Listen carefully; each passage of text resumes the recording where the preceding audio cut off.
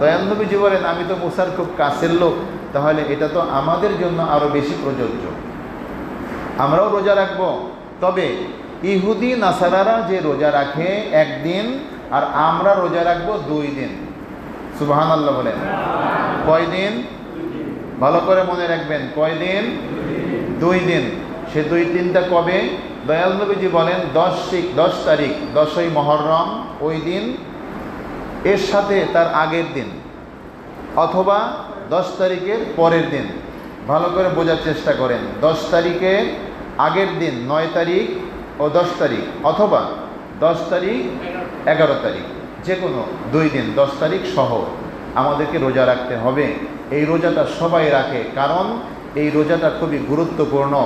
আল্লাহ রাসূল আমাদের প্রিয় নবী সাল্লাল্লাহু আলাইহি ওয়াসাল্লাম বলেন যে রমজান মাসে রোজার পরে সবচেয়ে আল্লাহ তাআলার কাছে প্রিয় হলো, গুরুত্বপূর্ণ হলো এই মহররমের 10 তারিখের রোজা। সুবহানাল্লাহ। এই রোজা রাখলে পিছনের 1 বছর এবং সামনের 1 বছরের গুনাহগুলো আল্লাহ তাআলা ক্ষমা করে দিবেন। তো এই দিনটা হলো আমরা মুসলমান, আমাদের জন্য শোকের মাস। কেন?